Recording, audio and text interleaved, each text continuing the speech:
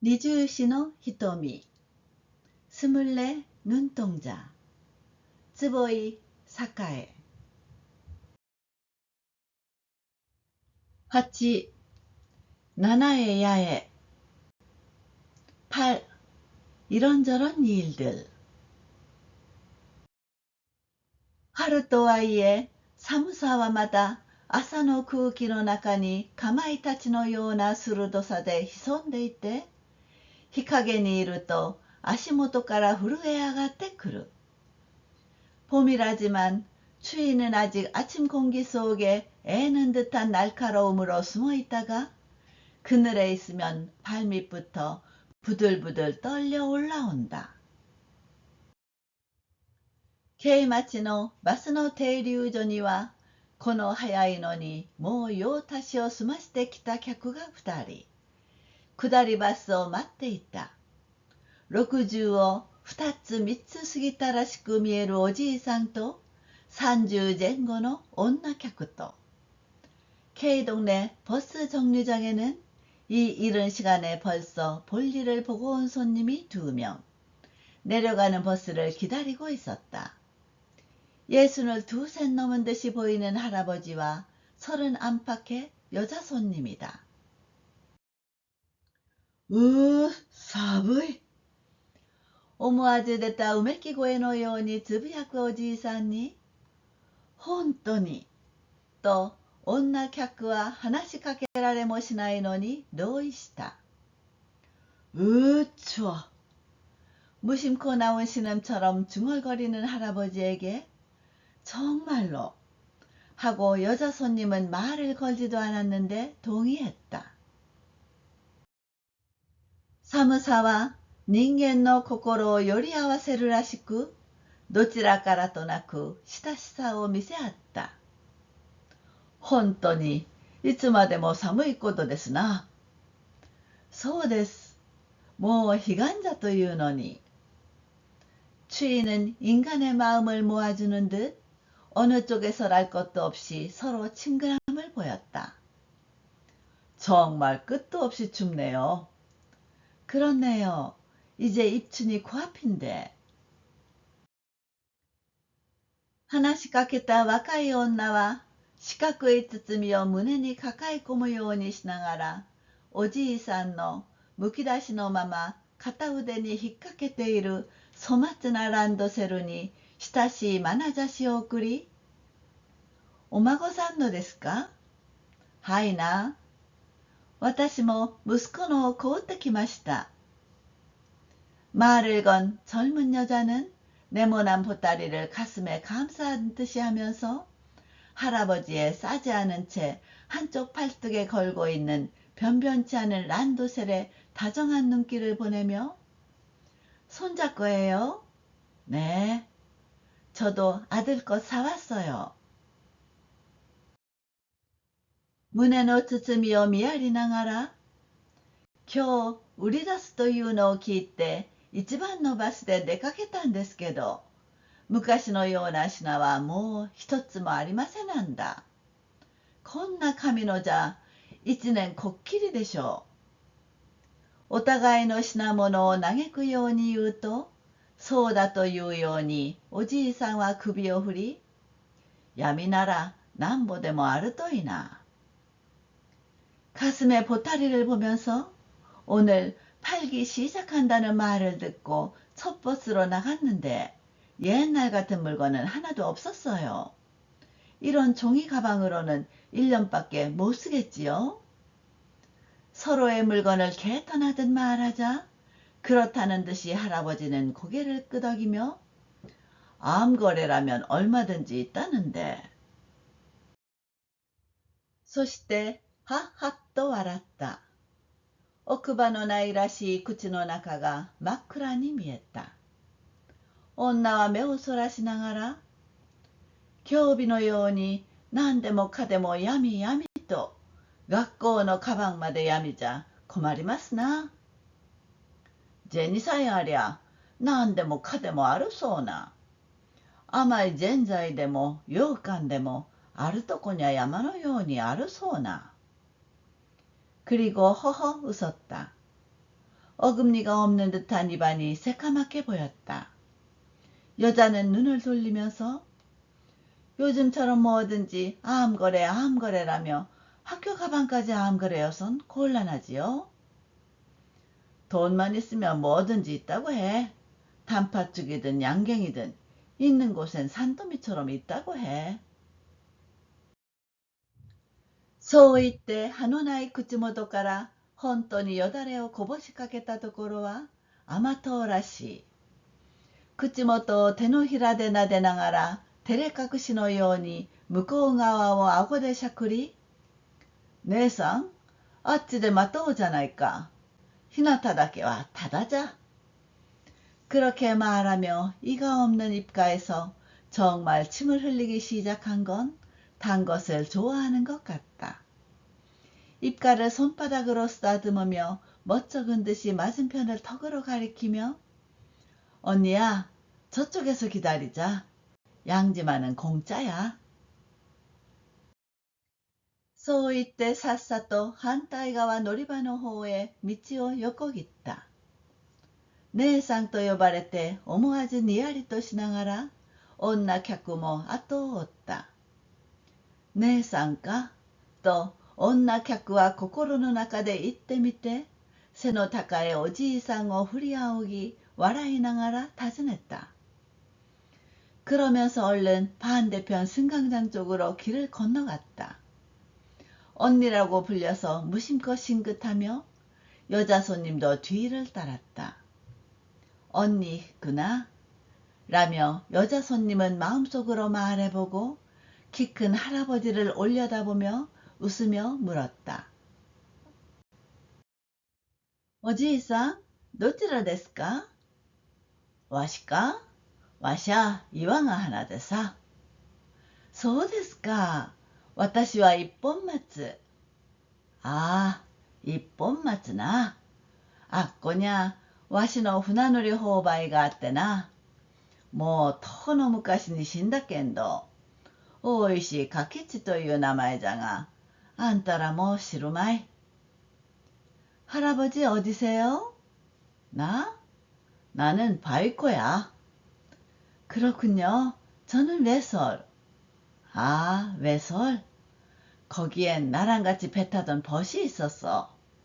이미 오래전에 죽었지만 오이시 가키치라는 이름인데 자네들은 이젠 모르겠지.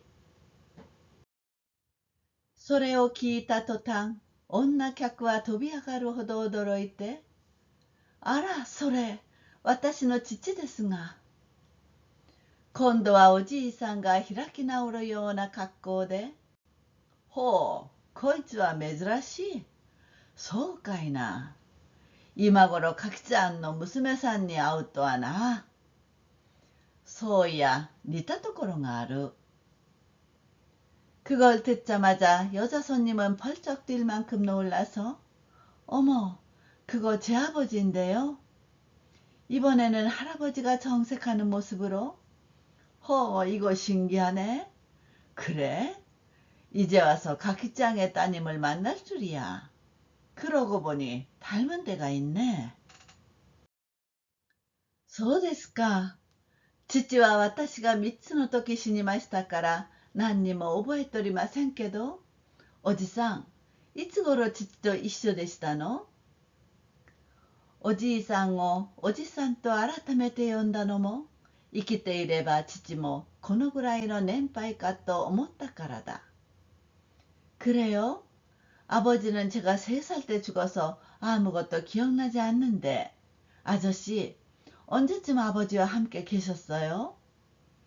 할아버지를 아저씨라 고쳐 부른 것도 살아계시면 아버지도 이 정도 연배일까 생각했기 때문이다.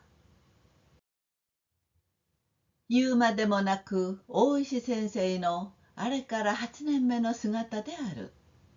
船乗りの妻として過ごした8年間には、腹を立てて教職を引いたあの時とは比べることもできないほど、世の中は一層激しく変わっていった。말할 것도 없이 오이시 선생님의 그로부터 8년째 모습이다. 뱃사람 아내로 지낸 8년 동안에는 화를 내며 교직을 그만둔 그때와는 비교할 수 없을 정도로 세상은 더욱 심하게 변해 있었다.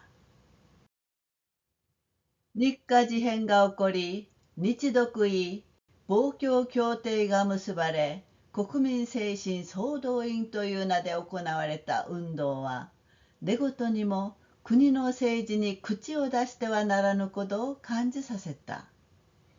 중일전쟁이 일어나고 일독이 반공협정이 체결되고 국민정신 총동원이라는 이름으로 행해진 운동은 잠꼬대에도 나라 정치에 참견해서는 안 된다는 것을 느끼게 했다. 戦争だけを見つめ、戦争だけを信じ、身も心も戦争の中へ投げ込めと教えた。そしてそのように従わされた。不平や不満は腹の底へ隠して、そしらぬ顔をしていない限り世当たりはできなかった。전쟁만을 바라보고 전쟁만을 믿고 몸도 마음도 전쟁 속으로 내던지라고 가르쳤다. 그리고 그렇게 따르게 했다. 불평과 불만은 뱃속에 감추고 모른 척하지 않는 한 세상살이는 할 수 없었다. そんな中で大石先生は3人の子の母となっていた。長男の大吉、次男の並木、末っ子のやつ、すっかり世の常の母親になっている証拠に姉さんと呼ばれた。だがよく見ると目の輝きの奥にただの姉さんでないものが隠れている。그런 가운데 오이시 선생님은 세 아이의 어머니가 되어 있었다. 장남인 다이키치, 차남인 나미키, 막내인 야츠. 완전히 세상의 여느 어머니가 되어 있다는 증거로 언니라고 불렸다. 하지만 자세히 보면 눈의 반짝임 쪽에 그냥 언니가 아닌 것이 숨어 있다. おじさん、もしよろしかったらお茶でも飲みませんか？停留所の脇の茶店を指して言った。この年寄りから父親を嗅ぎ出そうとしたのである。아저씨, 괜찮으시다면 차라도 마시지 않으실래요? 정류장 옆에 찻집을 가리키며 말했다. 이 노인에게서 아버지를 찾아내려 한 것이다. しかし年寄りは頑固に首を振り、いや、もうすぐにバスが来ますぞ。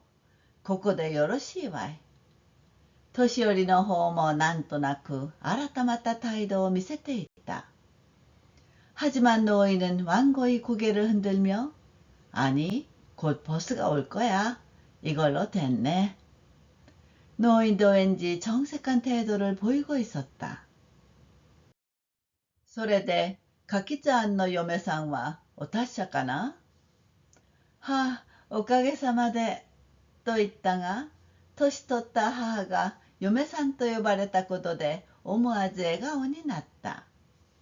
帰ればまずそれを母に言おうと思った。그래서 카키짱의 새댁은 건강하신가? 네, 덕분에 라고 말했지만 나이 드신 어머니가 새댁이라고 불린 것 때문에 무심코 웃는 얼굴이 되었다. 돌아가면 우선 그것을 어머니에게 말해야겠다고 생각했다. ちょうど上りバスが警笛とともに近づいてきた。上り客でないことを示すように急いで標識から離れたが、バスは止まった。茶店の軒下に立って降りる客の顔を見るともなく見ていた。バスはすし詰めの満員で降りてくるのは若い男ばかりだった。마침 상행 버스가 경적을 울리며 다가왔다. 상행 승객이 아님을 나타내듯 서둘러 표식에서 떨어졌으나 버스는 멈춰섰다. 찻집 처마 밑에 서서 내리는 손님의 얼굴을 우연히 보고 있었다. 버스는 꽉 찬 만원이었고 내리는 건 젊은 남자뿐이었다. ほとんど皆ここで降りるかと思うばかり、次から次へと出口に現れる若い顔を見ているうち、ふと思い出したのは、今日この町の公会堂で徴兵検査が執り行われることだった。ああ、それかと思いながら、若さに満ちたここの顔に次から次へと目を移していた。거의 다들 여기서 내리나 싶을 정도로 계속 출구에 나타나는 젊은 얼굴을 보다가 문득 생각난 것은 오늘 이 동네 공회당에서 징병검사를 집행하는 것이었다. 아, 그거구나 생각하면서 젊음에 찬 개개의 얼굴에 계속해서 눈길을 주고 있었다. 아, 고이시 센세. 오모아즈 도비아가루 호도노 오고에だった。ほとんど同時に先生も叫んだ。誘われるような大声で、あら、ニタさん。아, 작은 돌 선생님. 뜻하지 않게 뛰어오를 정도의 큰 소리였다. 거의 동시에 선생님도 소리쳤다. 이끌리는 듯한 큰 소리로, 어머, 니타さん。そして後から後からと続いて出てくる顔に向かって、あら、あらあら、みんないるの？まあ。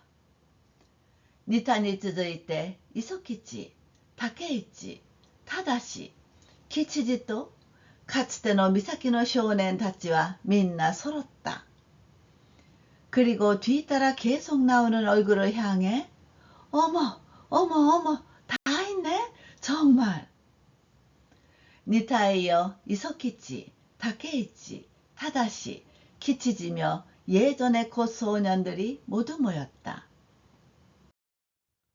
센세, しばらくです。東京の大学をあと1年という竹市は、細長くなった顔をいかにも都会の風に吹かれてきたというような様子で真っ先に挨拶した。선생님、오랜만입니다。도쿄의 대학을 1년 남긴 다케이치는 가늘고 길어진 얼굴을 제대로 도시바람을 맞고 왔다는 듯한 모습으로 가장 먼저 인사했다. 続いて神戸の造船所で働いている忠が、これはいかにも労働者らしく鍛えられた面魂ながら、人の良い笑顔で頭を下げ、決まり悪げに耳の後ろをかいた。 이어 코베의 조선소에서 일하고 있는 다다시가 이쪽은 제대로 노동자답게 단련된 기백이면서도 사람 좋은 웃는 얼굴로 고개를 숙이고 어색하다는 듯 귀 뒤를 긁었다. 待っていたように磯吉が前に出てきて、先生、ご無沙汰いたしまして。少し心配なほど青白い顔に如才ない笑いを浮かべた。기다렸다는 듯이 이석기치가 앞으로 나와 선생님, 소식 못 전해 죄송했습니다. 좀 걱정스러울 정도로 창백한 얼굴에 부침성 있는 웃음을 머금었다. どこへも行かずに岬の村で山切りや漁師をしている吉次は、相変わらず狩り猫のようなおとなしさでみんなの後ろに控え、水花をすすり上げながら黙って頭を下げた。아무데도 가지 않고 곤마을에서 산 벌채와 어부를 하는 기치질은 여전히 빌려온 고양이 같은 얌전함으로 모두의 뒤에 머물러 콧물을 훌쩍이며 말없이 고개를 숙였다. 니타ばかりは例の通りの無遠慮さで挨拶抜きだった。彼は父親を手伝って石鹸清浄しているという。経済的には一番ゆとりがあるらしいニタは新朝の国民服を着ていた。니타만은 언제나처럼 제멋대로 인사를 빼먹었다. 그는 아버지를 도와 비누 제조를 하고 있다고 한다. 경제적으로는 가장 여유가 있는 듯한 니타는 새로 맞춘 국민복을 입고 있었다. 센세, この間、藤子に会った。藤子に。自慢らしく藤子を重ねて言う。しかし先生はわざとそれに乗らず、取り囲まれた青年の姿を仰ぐようにして眺め回した。8年の歳月は小さな少年を見上げるばかりのたくましさに育てている。선생님, 요전에 후지코를 만났어요. 후지코를. 자랑하듯이 후지코를 연거푸 말한다. 그러나 선생님은 일부러 그 말을 받지 않고 둘러싼 청년의 모습을 우러르듯 둘러보았다. 8년의 세월은 어린 소년을 올려다볼 정도로 늠름하게 키웠다. そう、検査だったの。もうね。涙の自然とにじみ出す目に5人の姿はぼやけた。いつまでそうもしておられぬと気づくと、急に昔の先生ぶりに戻り、さあ、行ってらっしゃい。そのうちみんなで一度先生とこへ来てくれない？ 그래, 검사였구나 벌써.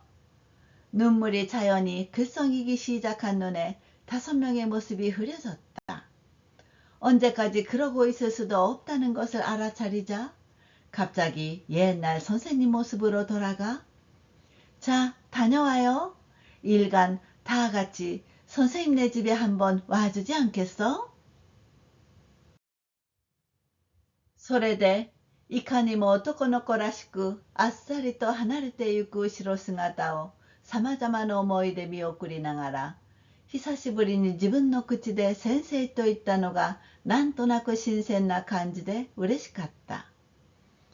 그걸로 아주 사내아이답게 시원스레 멀어져가는 뒷모습을 갖가지 생각으로 배웅하면서 오랜만에 자기 입으로 선생님이라고 말한 것이 왠지 신선한 느낌이어서 기뻤다.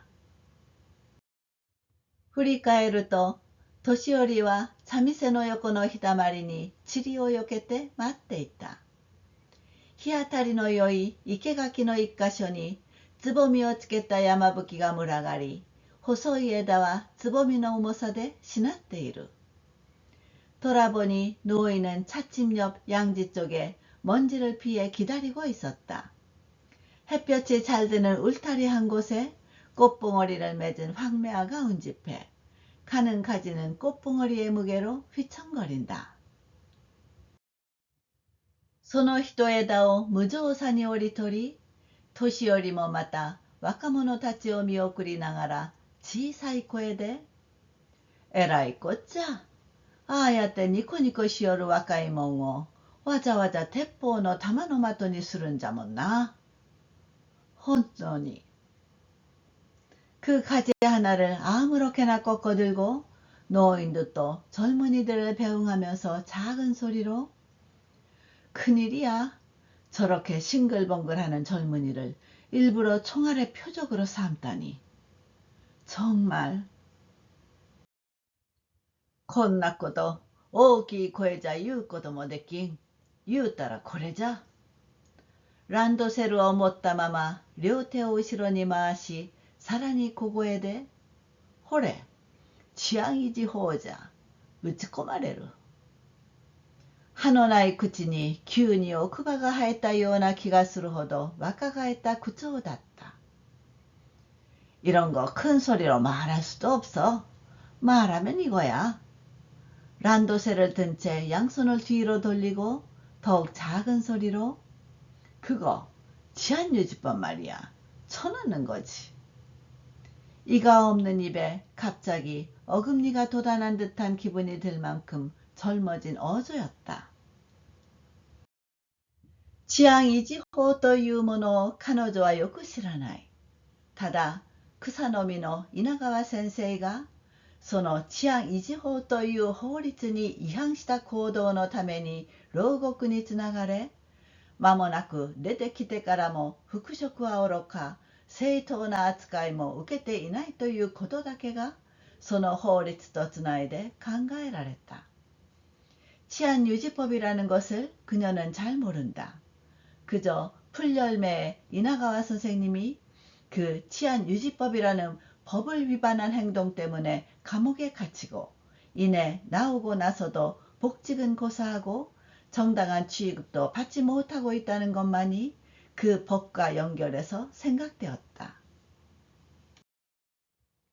稲川先生の母親はまるで気違いのように息子をかばい、今では彼が善否を悔い改めていると会う人ごとに吹聴して回るのに忙しいという噂を聞いた。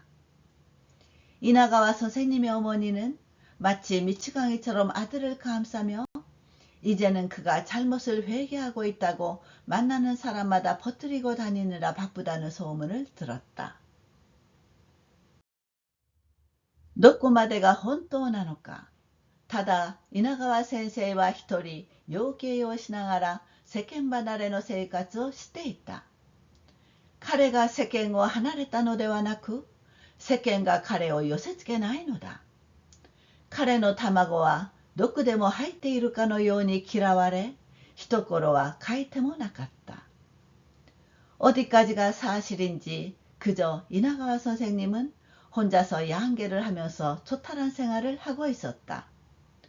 그가 초탈한 것이 아니라 세상이 그의 접근을 막는 것이다. 그의 달걀은 독이라도 든 것처럼 싫어해서 한때는 살 사람도 없었다. 時代は人を3匹の猿にならえと強いるのだ。口を塞ぎ、目をつむり、耳を押さえていればよいというのだ。ところが今、目の前にいる年寄りは、目や耳を蓋した猿の手を剥ぎ取るようなことを言う。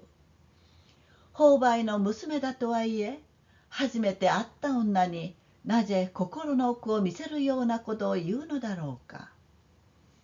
시대는 사람을 세 마리 원숭이처럼 하라고 강요한다. 입을 막고 눈을 감고 귀를 막고 있으면 된다는 것이다.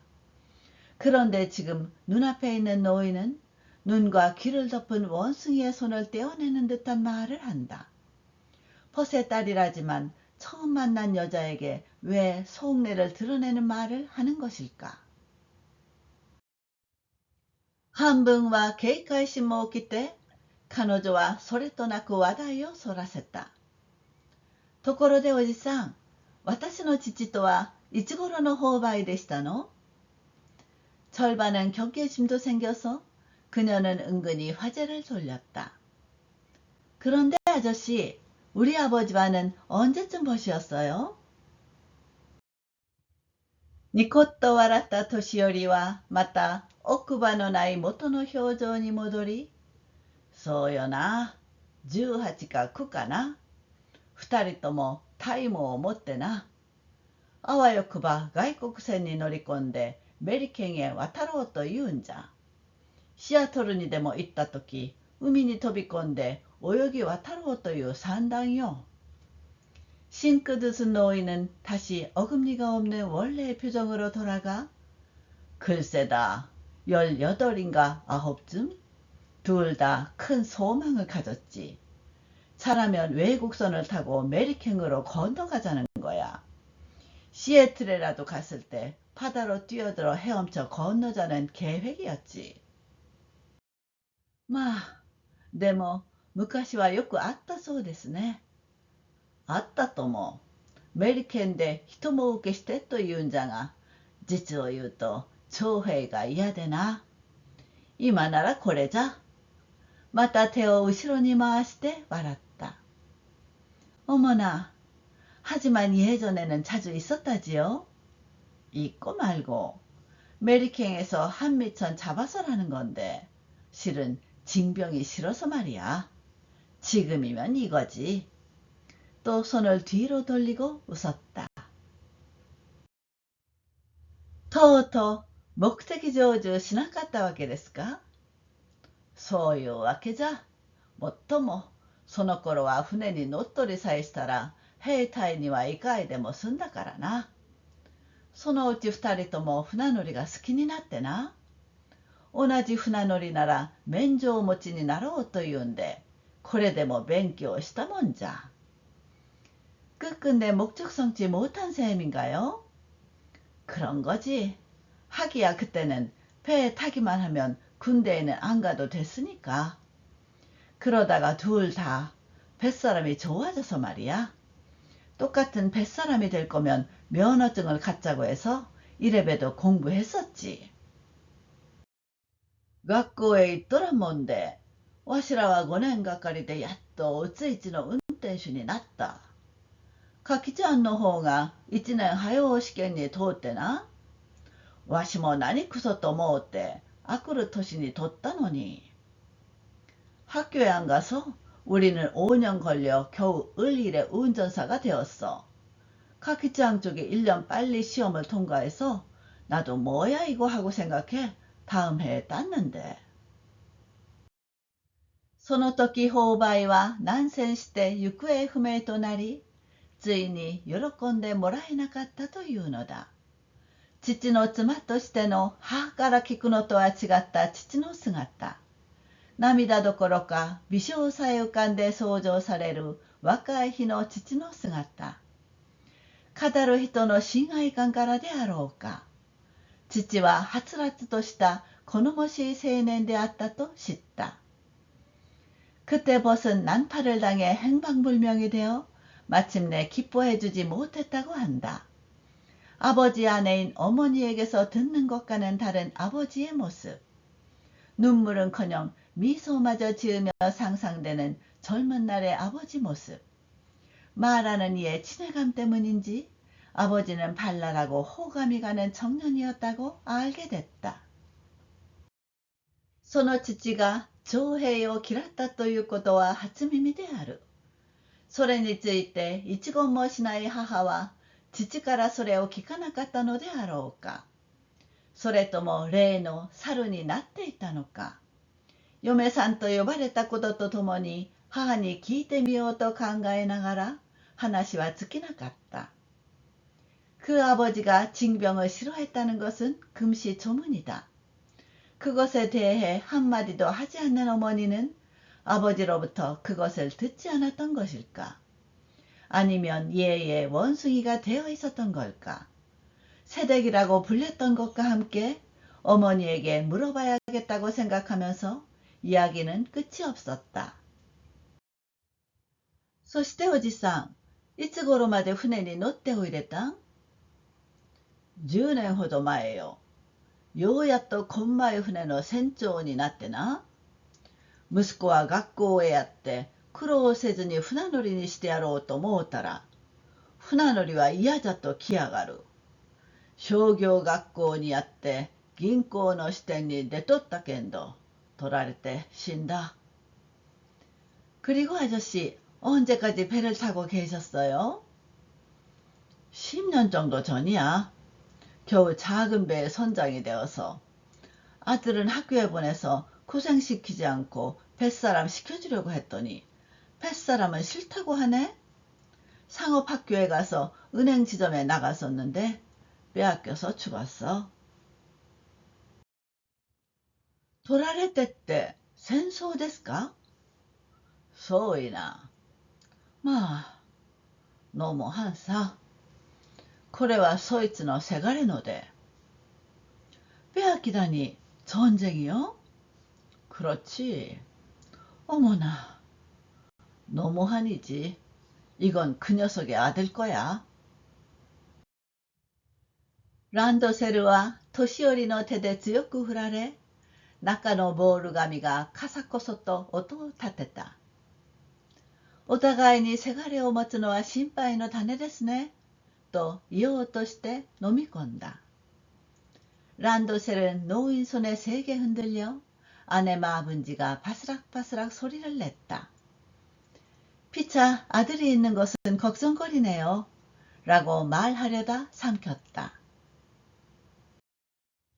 バスでは客が立て込んでいて並ぶことはできなかった。後ろの正面に席を取った大石先生はじっと目をつぶっていた。思い出すのは今のさっき別れた教え子の後ろ姿である。버스에서는 손님이 붐벼 나란히 할 수 없었다. 뒤 정면에 자리를 잡은 오이시 선생님은 가만히 눈을 감고 있었다. 생각나는 건 방금 헤어진 제자의 뒷모습이다. 獣のようにすっぱだかにされて検査官の前に立つ若者たち。兵隊ばかに白木の墓標が増えるばかりのこの頃、若者たちはそれをじじやばばの墓よりも関心を持ってはならない。いや、そうではない。大きな関心を寄せて褒めたたえ、そこへ続くことを名誉とせねばならないのだ。짐승처럼 맨몸이 되어 검사관 앞에 설 젊은이들. 군대 묘에 맨나무 묘표가 늘어나기만 하는 요즘. 젊은이들은 그것을 할아버지나 할머니 무덤보다 더 관심을 가져서는 안 된다. 아니, 그렇지 않다. 큰 관심을 갖고 칭송하고 그렇게 되는 것을 명예롭게 여겨야 한다. 何のために竹市は勉強し、誰のために磯吉は商人になろうとしているのか。子供の頃、下士官を志望した正は、軍艦と墓場を結びつけて考えているだろうか。무엇을 위해 타케이치는 공부하고 누구를 위해 이소키치는 상인이 되려고 하는가. 어릴 적 부사관을 지망한 다다시는 군함과 무덤을 연결해서 생각하고 있을까. にこやかな表情の裏側を見せてはならぬ心許せぬ時勢を。似たばかりはのんきそうに大声を上げていたが、似ただとてその心の奥に何もないとは言えない。생글거리는 표정의 이면을 드러내지 말아야 할 불안한 시대를 니타마는 태평스럽게 큰 소리를 지르고 있었지만 니타라고 해서 그 마음속에 아무것도 없다고는 할 수 없다. あんな小さな岬の村から出た今年徴兵適齢の5人の男の子。おそらくみんな兵隊となってどこかの果てへやられることだけは間違いないのだ。無事帰ってくる者は幾人あるだろう。저런 작은 곤마을에서 나온 올해 징병정령인 5 남자아이. 아마 모두 병사가 되어 어딘가 먼 전방으로 보내지는 것만은 틀림없다. 무사히 돌아올 사람이 몇 명이나 될까. もう一人人的資源を作ってこい。そう言って1週間の休暇を出す軍隊というところ。産まされる女も子供の将来がたとえ白木の墓標に続こうとも案じてはならないのだ。인적 자원을 한 명 더 만들어 와라. 그렇게 하며 일주일간 휴가를 보내는 군대라는 곳. 낳는 여자도 아이의 장래가 설령 맨나무의 묘표로 이어지더라도 걱정해서는 안 되는 것이다. 男も女も南無阿弥陀仏で暮らせということだろうか。どうしても逃れることのできない男のたどる道。そして女はどうなるのか。남자도 여자도 나무아미탑을 하며 살라는 말인가. 도저히 벗어날 수 없는 남자가 걷는 길. 그리고 여자는 어떻게 되는가. あの組の7人の女の子の中で美佐子一人は苦労していなかった。緑学園から東京の花嫁学校に入り、在学中に養子を迎えてすぐ子供を産んだ。苦労の多い時代にこれは別格である。風の強い冬の日に一人日光室で日向ぼっこをしているような存在である。그때 그 반의 7 여자아이 중 미사코 한 명은 고생하지 않았다. 미도리 학원에서 도쿄의 신부학교에 들어가 재학 중에 대를 사이를 얻어 곧 아이를 낳았다. 고생이 많은 시대에 이는 예외이다. 바람이 센 겨울날 홀로 일광욕실에서 햇볕을 쬐고 있는 것 같은 존재이다. そこへ行くと歌の好きなマスノはキリキリ舞いをするような苦労をした。ただ歌いたいために有頂天になり、親に背いて幾度か家出をした。그렇게 따지면 노래를 좋아하는 마스노는 정신을 못 차릴 만큼 고생했다. 그저 노래하고 싶어서 기고만장해져 부모님을 등지고 몇 번인가 가출했다. 무단대 오지다 지호 신분のコンクールに一等入選し、それが新聞に出た時が家での初めだった。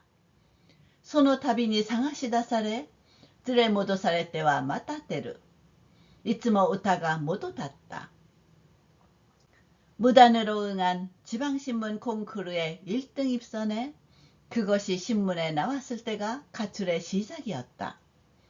그럴 때마다 찾아내 끌려가서는 다시 나간다. 항상 노래가 원인이었다. 歌を歌いたい歌の上手な娘がなぜ歌を歌ってはいけないのだろう。3度目の家出の時、彼女は芸者になって出ようとしていたという。連れに行った母親に彼女は泣いてしがみつき、三味線なら聞こえると言うたじゃないか。노래 부르고 싶은 노래 잘하는 딸이 왜 노래를 부르면 안 되는 걸까? 세 번째 가출 때 그녀는 게이샤가 되어 나가려 했다고 한다. 데리러 간 어머니에게 그녀는 울며 매달려 삼위센이라면 이해할 수 있다고 했잖아. 彼女の音楽へのはけ口はいつの間にか三味線の方へ流れていっていたのだ。しかし彼女の親たちはその良し悪しはともかくとして、我が身は料理屋で芸者と近づきながら娘を芸者にするわけにはいかなかった。 그녀의 음악적 출구는 어느새 삼위센 쪽으로 흘러가고 있었던 것이다. 그러나 그녀의 부모들은 그 좋고 나쁨은 별 문제로 하고 본인은 요리집에서 기생과 가까이 하면서 딸을 기생으로 만들 수는 없었다. 마스노와 이마, その家出中に知り合った年取った男と結婚し、ようやく落ち着きを見せていた。今ではもう年取った母に代わって料理屋を切り盛りしているという。마스노는 지금 그 가출 중에 알게 된 나이든 남자와 결혼하여 겨우 안정을 보이고 있었다.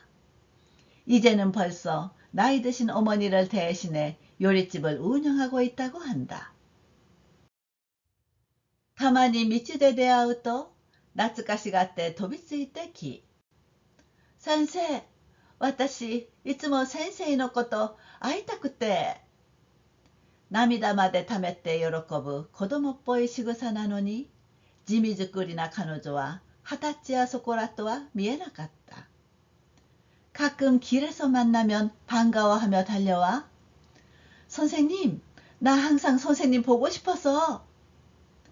눈물까지 머금고 기뻐하는 어린애 같은 몸짓인데도 수수한 차림의 그녀는 20살쯤으로는 보이지 않았다.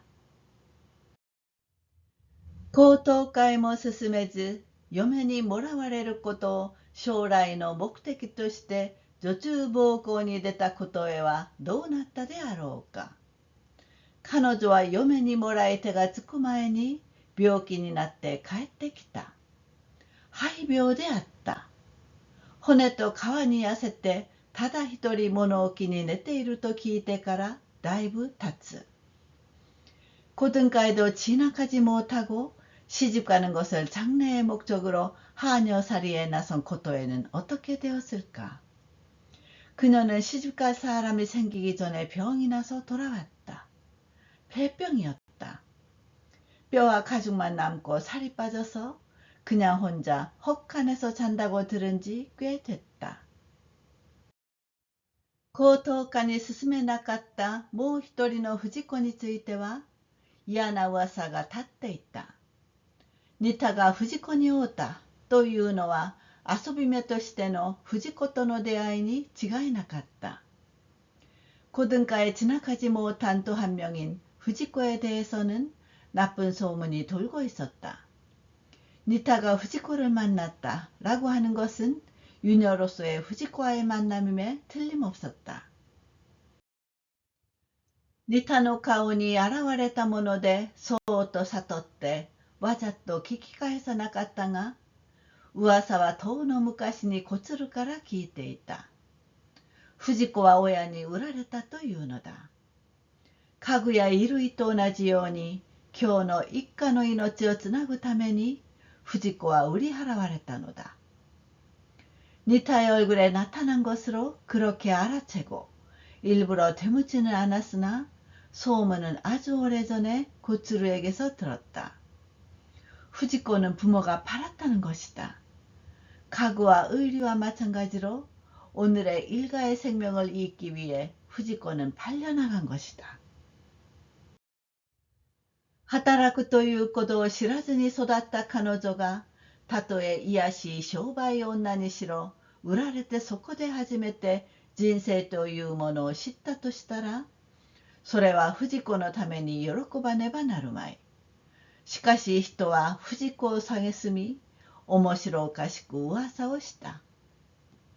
일할 줄 모르고 자란 그녀가 비록 천한 장녀라 해도 팔림으로 인해서 비로소 인생이라는 것을 알았다면 그것은 후지코를 위해 기뻐해야 할 것이다. 그러나 남은 후지코를 멸시하며 재미난 듯 우습게 소문을 냈다. 今ではもう人の記憶から消え去ったかに見える松江といい、今また藤子といい、どうして彼女たちが笑われねばならないのか。しかし大石先生の心の中でだけは彼女たちも昔通りいたわられ温められていた。이제는 이미 남의 기억 속에서 사라진 것처럼 보이는 마츠에도 지금 또 후지코도 왜 그녀들이 비웃음을 당해야 하는가. 그러나 오이시 선생님의 마음속에서만은 그녀들도 예전처럼 위로하고 품어주고 있었다. まっちゃん、どうしてる？富士山、どうしてる？本当にどうしてる？時々先生は呼びかけていた。まっちゃん、어떻게 지내？富士山、어떻게 지내？정말 어떻게 지내？때때로 선생님은 불러보고 있었다. まっとうな道とはどうしても思えぬ藤子たちに比べると、小鶴や早苗は健康そのものに見えた。優秀な成績で師範を出た早苗は、母校に残る栄誉を得て、その瞳はますます輝き、大阪のサンバ学校をこれも優等で卒業した小鶴とは、大石先生を真ん中にして仲良しになっていった。제대로 된 길이라고는 도저히 생각할 수 없는 후지코 등에 비하면 고츠루와 사나이는 건강 그 자체로 보였다. 우수한 성적으로 사범을 나온 사나이는 모교에 남는 영예를 얻어 눈동자는 더욱더 빛나고 오사카의 산파 학교를 이쪽도 의등으로 졸업한 고츠루와는 오이시 선생님을 사이에 두고 사이좋게 지내고 있었다. 実地の勉強を重ねた上で、小鶴は郷里に帰るのが目的であった。わざとかうっかりか、手紙の宛名を大石小石先生と書いてきたりするのだが、人間の成長の過程の面白さは母の予言通り、おしゃべりの小鶴を幾分控えめに、無口な早苗をテキパキ屋に育てていた。현장 학습을 거듭한 후 고츠루는 고향으로 돌아가는 것이 목적이었다. 일부러인지 깜빡해서인지 편지의 수신인을 오이시 작은돌 선생님이라고 적어보내곤 하는데, 인간의 성장 과정의 재미는 어머니의 예언대로 수다쟁이 고츠루를 다소 얌전하게, 과묵한 사나이를 씩씩하게 키웠다. 二人は少なくも年に2度誘い合って訪れてくる。大抵夏の休暇と正月で持ってくる土産も同じだった。二人とも同じものというのではない。大阪の小鶴は阿波おこしだし、早苗は高松で瓦せんべいと決まっていた。두 사람은 적어도 1년에 2번 서로 불러내어 찾아온다. 대개 여름 휴가와 설날인데 가져오는 선물도 같았다. 둘 다 같은 거라는 게 아니다. 오사카의 코츠루는 좁쌀 밥풀과자이고 사나이는 다카마츠여서 기와 모양으로 구운 전병으로 정해져 있었다. 年頃でますます太る一方のコツルの目は全く糸のように細くなっていた。どちらかといえばきつい彼女の性格はこの目で和らげられ、えへっと笑うとこちらも一緒に声を上げて笑いたくなった。えへっというとき、あとへどさんと言って土産を置くのがコツルの癖であった。정년기여서 점점 뚱뚱해지기만 하는 고추루의 눈은 아예 시일처럼 가늘어져 있었다. 어느 쪽이냐 하면 다부진 그녀의 성격은 이 눈으로 부드러워져서 에헤 웃으면 이쪽도 함께 소리내어 웃고 싶어졌다. 에헤 라고 할 때 뒤에 토산 하고 말하며 선물을 넣는 것이 고추루의 버릇이었다. ある時コツルは言った。いつも同じ土産で芸がなさすぎると思うことありますけどね。自分の子供の時のことを思うと、この土産で飛び飛びするほど嬉しかったから。언젠가 고츠루가 말했다. 항상 같은 토산이어서 재미가 너무 없다고 생각할 때도 있지만 제가 어렸을 때를 생각하면 이 토산으로 뛰어오를 만큼 기뻤으니까. サナエも同じように瓦せんべいの包みを差し出し、アホの一つ覚えということがありますからね。大吉は土産の姉ちゃんと呼んで歓迎し、その日は一日笑い暮らして別れるのがお決まりになっていた。사나이도 마찬가지로 기와 전병꾸러미를 내밀고 바보의 외통수라는 게 있으니까요. 다이키치는 토산 누나라고 부르며 환영해 그날은 종일 웃고 지내다 헤어지는 게 통상이었다. それらの土産も戦争が長引くにつれ手に入りにくくなったらしく、昨今は商売物らしいガージェをくれたり、サナエの方はノートや鉛筆をまだ学校でもない大吉のために持ってきたりするようになった。그 토산들도 전쟁이 길어지면서 구하기가 어려워진 듯 요즘은 직업용인 듯한 거지를 주기도 하고 사나이 쪽은 노트와 연필을 아직 학교도 아닌 다이키치를 위해 가져오곤 했다. ようやく学齢に達した大吉のためにランドセルを買いに行っての帰り。図らずも出会った教え子に刺激されてか、もろもろの思い出は胸にあふれた。겨우 학령이 된 다이키치를 위해 란도세를 사러 갔다가 돌아오는 길. 뜻밖의 만난 제자에게 자극을 받아서인지 갖가지 추억이 가슴에 넘쳤다. 一本松でございます。お降りの方は。車掌の声に思わず立ち上がり、慌てて車内を走った。例の年寄りに会釈もそこそこ、ステップに足を下ろすと、いきなり大吉の声だった。왜소리입니다. 내리실 분은? 차장의 목소리에 반사적으로 일어나 황급히 차내를 달렸다. 그 노인에게 인사도 하는 등 마는 등 스텝에 발을 내딛자 갑자기 다이키치의 목소리였다. 가짱! 니고리に染まぬ甲高いその声はすべての雑念を彼方に押しやってしまおうとする。母ちゃん、僕もさっきから迎えに来とったん。엄마! 때묻지 않은 높은 그 목소리는 모든 잡념을 저편으로 밀어버리려 한다. 엄마! 나 벌써 아까부터 마중 나와 있었어.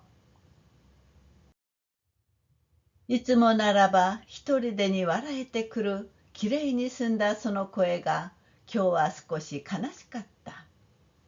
笑ってみせると大吉はすぐ甘えかかり、母ちゃん、なかなか戻らんさかい。僕泣きそうになった。そうかい? 평소 같으면 저절로 웃음이 나오는 어여삐 해맑은 그 목소리가 오늘은 좀 슬펐다. 웃어 보이자 나이키치는 금방 응석바지가 되어 엄마, 좀처럼 돌아오지 않으니까 나 울 뻔했어. 그래? 뭐泣くかと思ったらブブーってなって見たら母ちゃんが見えたん。手振ったのに母ちゃんこっち見ないんだもん。そうかい、ごめん。母ちゃんうっかりしとった。大方一本松忘れて突っ走るとこじゃった。ふーん、何うっかりしとったん? 막 우으려고 했는데 빵빵 소리 나서 보니까 엄마가 보였어. 손을 흔들었는데 엄마가 이쪽을 안 보잖아. 그랬어? 미안해. 엄마 깜빡했어. 하마터면 외솔 입고 그대로 갈 뻔했어. 왜 깜빡했어? それには答えず包みを渡すと、それが目的だと言わぬばかりに、わあ、これランドセル？ちっちゃいな。ちっちゃくないよ。背負ってごらん。ちょうどよかった。むしろ大きいぐらいだった。그 말에는 대답하지 않고 꾸러미를 건네자 그것이 목적이라는 듯이 와, 이거 란도셀? 작은데? 작지 않아. 매봐. 딱 맞았다. 오히려 클 정도였다. 나이키치와 히토리대駆け出した。おばあちゃん、ランドセル。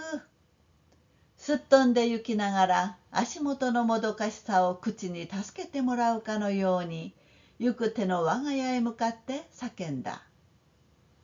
大吉는 혼자서 뛰기 시작했다. 할머니, 란도셀!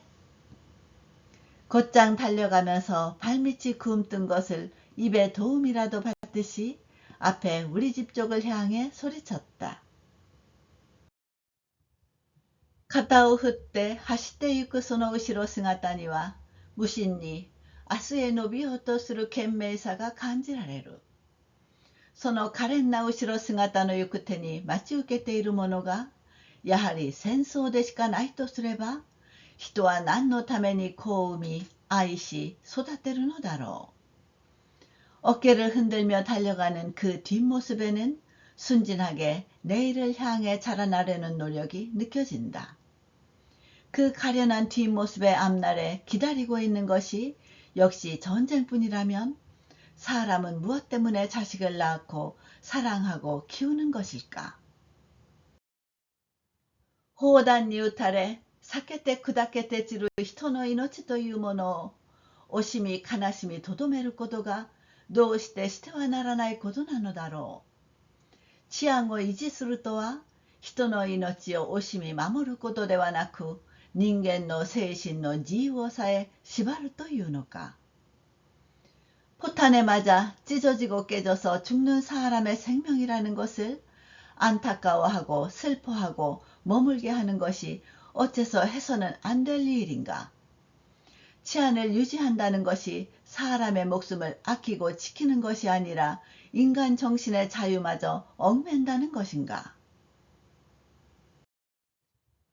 走り去る大吉の後ろ姿は竹市やニタや正しや吉次やそしてあの時同じバスを降りて公会堂へと歩いていった大勢の若者たちの後ろ姿に重なり広がってゆくように思えてめいった。달려가는 나이키치의 뒷모습은 타케이치와 니타와 다다시와 기치지와 그리고 그때 같은 버스를 내려 공회당으로 걸어간 많은 젊은이들의 뒷모습에 겹쳐져 퍼져가는 것 같아 우울해졌다. 今年小学校に上がるばかりのこの母でさえそれなのにと思うと、何十万何百万の日本の母たちの心というものがどこかの掃きだめにちりやくたのように捨てられマッチ一本で灰にされているような思いがした。올해 초등학교에 갓 오를 아이의 엄마조차 그런데 하고 생각하니 수십만, 수백만 일본 엄마들의 마음이라는 것이 어딘가의 쓰레기터에 쓰레기처럼 버려져 성냥 하나로 잿더미가 되는 것 같은 기분이 들었다. 엄마니乗った兵隊さん鉄砲担いで歩いてるとっとことっとこ歩いてる兵隊さんは大好きだ말 타고 있는 병사님 총을 메고서 걸어가네 뚜벅뚜벅 걸어가네 병사님은 너무 좋아요 気張りすぎて調子っぱずれになった歌が家の中から聞こえてくる。敷居をまたぐとランドセルの大吉を先頭に並木とやつが従って家の中をぐるぐる回っていた。너무 분발해서 가락이 어긋난 노래가 집안에서 들려온다. 문턱을 넘자 란도세를 맨 다이키치를 손들어 나미키와 야츠가 뒤따라 집안을 빙빙 돌고 있었다. 孫のそんな姿をただ嬉しそうに見ている母になんとなく当てつけがましく大石先生は不機嫌に言った。ああ、みんな兵隊好きなんだね、本当に。おばあちゃんにはわからんのかしら。男の子がないから。でもそんな子じゃないと思う。 손자의 그런 모습을 그저 기쁜 듯이 보고 있는 어머니에게 왠지 빈정대듯 오이시 선생님은 퉁명스럽게 말했다.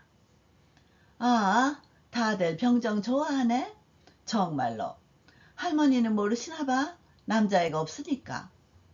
하지만 그렇진 않다고 생각해. そして大吉ときつい声で呼んだ。口の中を乾かしたような顔をして大吉は突っ立ち、きょとんとしている。그리고 다이키치 하고 낯선 소리로 불렀다. 입안이 마른 듯한 얼굴로 다이키치는 우두커니 서서 멍하니 있다. 하타키토 하고 있다오 대포니している並木とやつがやめずに歌い続け走り回っている中で大吉の不審がっている気持ちを鎮めてやるようにいきなり背中に手を回すとランドセルはロボットのような感触でしかし急激な喜びで動いた。먼지떨이와 하고이타를 총으로 삼고 있는 나미키와 야츠가 멈추지 않고 계속 노래를 부르며 뛰어다니고 있는 가운데 다이키치의 미심쩍은 기분을 가라앉혀 주려는 듯 갑자기 등에 손을 돌리자 란도셀을 로봇 같은 감촉으로 그러나 급격한 기쁨으로 움직였다. 長男のゆえにめったに受けることのない母の愛撫は満6歳の男の子を勝利感に酔わせた。ニコッと笑って何か言おうとすると並木とやつに見つかった。장남인 탓에 좀처럼 받지 못하는 어머니의 애무는 만 6살짜리 남자아이를 승리감에 도취시켰다. 생긋 웃으며 무슨 말을 하려는데 나미키와 야츠가 발견했다. わーっ押し寄せてくるのを同じようにわーっと叫び返しながらひっくるめて抱え込み、こんなかわいいやつどもをどうして殺してよいものか、わーっわーっ調子をとって揺さぶると、3つの口は同じようにしてわーっわーっと合わせた。そこにどんな気持ちが潜んでいるかを知るにはあまりに幼い子供たちだった。와 몰려오는 것을 똑같이 와 타고 소리치며 다 함께 끌어안고 이런 귀여운 녀석들을 어째서 죽여도 된단 말인가 와 박자를 맞춰 흔들자 새 입은 똑같이 따라하며 와 타고 맞췄다. 거기에 어떤 마음이 숨어 있는지를 알기에는 너무 어린아이들이었다. 春の徴兵適齢者たちは報告書と照らし合わされて品評会の菜っ葉や大根のようにその場で兵種が決められやがて年の瀬が迫る頃観光の声に送られて入営するのが古い頃からの習わしであった。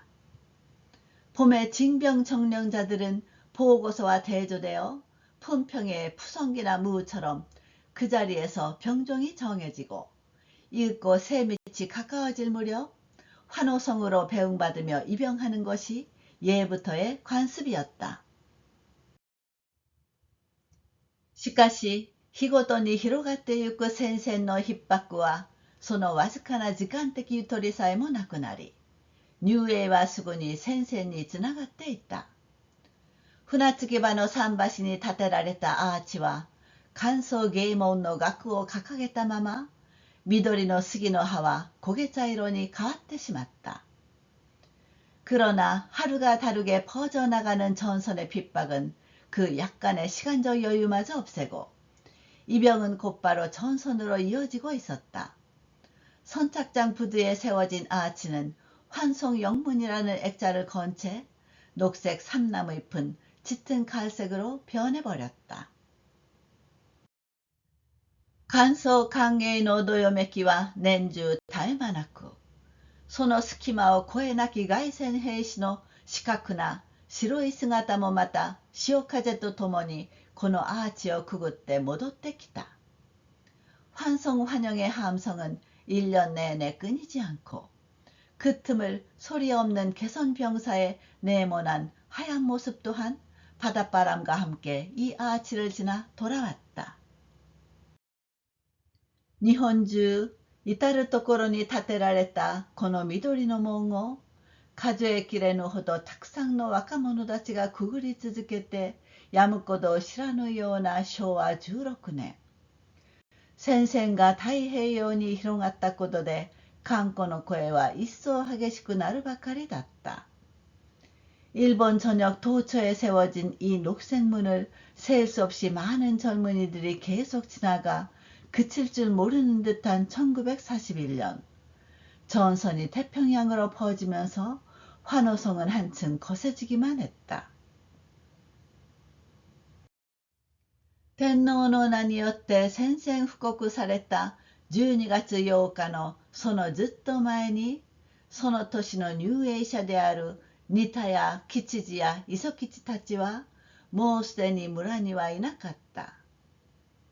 천황의 이름으로 선전포고된 12월 8일 훨씬 전에 그해 입영자인 니타와 기치지와 이소키치 등은 이미 마을에 없었다. 出発の日、行くばくかの選別に添えて大石先生はかつての日の写真をはがき台に再生してもらって送った。もう原版はなくなっていた。 竹市のほかは皆なくしていたので喜ばれた。 출발하는 날 얼마간의 전별에 더해서 오이시 선생님은 지난날의 사진을 엽서 크기로 다시 만들어 보내주었다. 이미 원판은 없어졌다. 타케이치 외에는 모두 잃어버렸기 때문에 기뻐했다. 体を大事にしてね。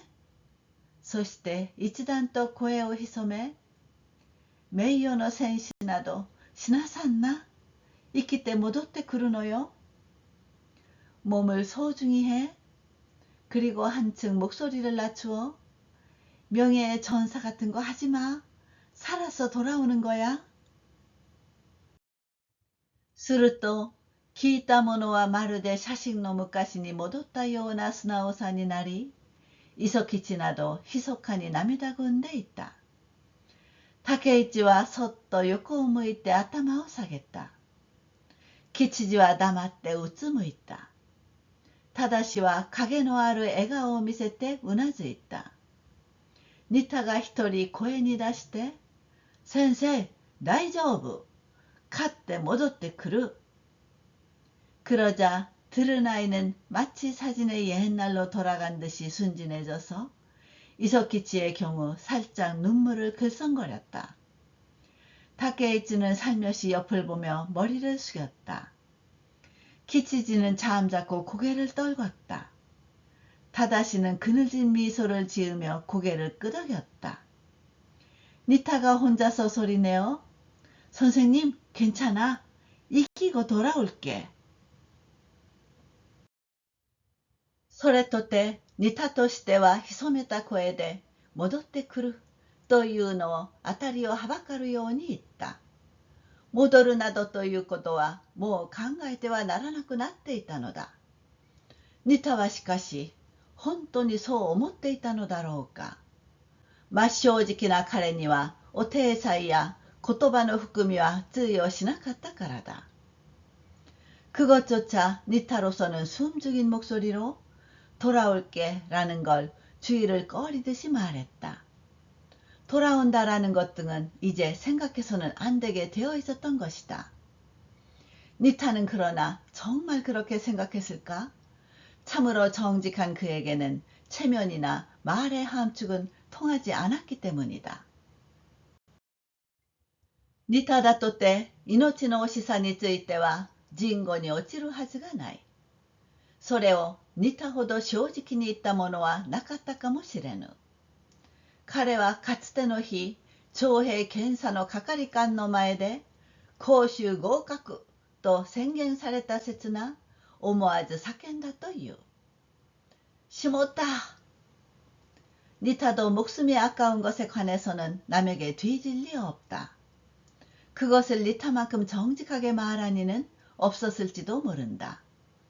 그는 지난날 징병검사 담당관 앞에서 갑종 합격이라고 선언된 찰나 무의식 중에 외쳤다고 한다. 큰일 났다. みんなが吹き出し、噂はその日のうちに広まった。しかし、ニタは不思議とビンタも食わなかったという。ニタのその間髪を入れぬ言葉はあまりにも非常識だったために、係官に生徒に聞こえなかったとしたら、思ったことをその通り言ったニタはよほどの果報者だ。 모두가 웃음을 터뜨리고 소문은 그날 사이에 퍼졌다. 그러나 니타는 신기하게 따기도 맞지 않았다고 한다. 니타의 그 득달 같은 말이 너무 몰상식한 탓에 담당관에게 제대로 들리지 않았다면 생각한 바를 그대로 말한 니타는 상당한 행운아이다. みんなに代わって留飲を下げたようなこの事件は近頃の診断として大石先生の耳にも入った。そのニタは本当に勝って戻れると思ったのだろうか。모두를 대신해 속을 후련하게 한 듯한 이 사건은 근래의 재미난 얘기거리로 오이시 선생님의 귀에도 들어왔다. 그 니타는 정말로 이기고 돌아올 수 있다고 생각했을까? ともあれ、出て行ったまま一本の頼りもなく、その翌年も半ば過ぎた。ミトウェーの海戦は海沿いの村の人たちを言葉のない不安と諦めのうちに追い込んで、密かにお百度を踏む母などを出した。아무튼 떠나간 채 소식 한 통 없이 그 이듬해도 중반이 지났다. 미드웨이 해저는 바닷가 마을 사람들을 말없는 불안과 체념 속으로 몰아넣어 몰래 백일 기도를 올리는 어머니 등을 생기게 했다. 니타야 타다시와 가이군이 하이치されていた。平時ならば微笑でしか思い出せないニタの水平も言ったまま頼りがなかった。ニタは今どこであの愛すべき大声を上げているだろうか。니타와 타다시는 해군에 배치되어 있었다. 평상시라면 미소로밖에 생각 안 나는 니타 수병도 떠난 채 소식이 없었다. 니타는 지금 어디서 그 사랑스러운 소리를 지르고 있을까? 一人を思うとき、必ず続いて思い出すのは、いつもあの京町のバスの停留所で見た若者たちである。笑うと口の奥が暗く見えた年寄りのことである。春寒の道端にただの日光を受けたつぼみを膨らませていた山吹である。한 사람을 생각할 때 반드시 이어서 떠올리는 것은 언제나 그 K동네 버스 정류장에서 본 젊은이들이다. 웃으면 입속이 까매 보이던 노인이다. 봄추위의 길가에 그저 햇빛을 받은 꽃봉오리를 부풀리고 있던 황매화이다.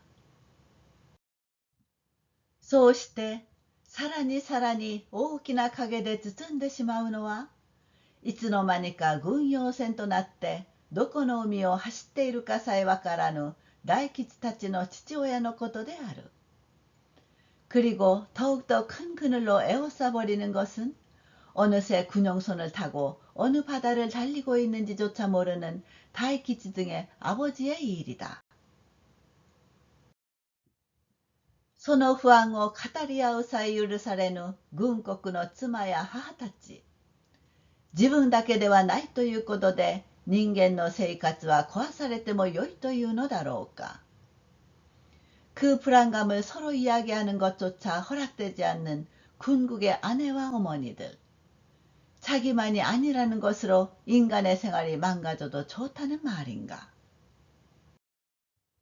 自分だけではないことで発言権を投げ捨てさせられているたくさんの人たちがもしも声を揃えたら、ああ、そんなことができるものか。たった一人で口に出しても、あの奥歯のない年寄りが言ったように後ろに手が回る。자기만이 아닌 것으로 발언권을 내던지고 있는 많은 사람들이 만약 목소리를 모은다면, 아, 그럴 수가 있겠나. 그저 혼자서 입 밖에 내도 저 어금니 없는 노인이 말했듯이 뒤로 손이 묶인다. ただの日光を受けて春寒の道端に膨らむ山吹はそれでも花だけは咲かせたろうに。 그저 햇빛을 받아 봄추위의 길가에 부풀어 오른 황매화는 그래도 꽃만은 피웠을 텐데.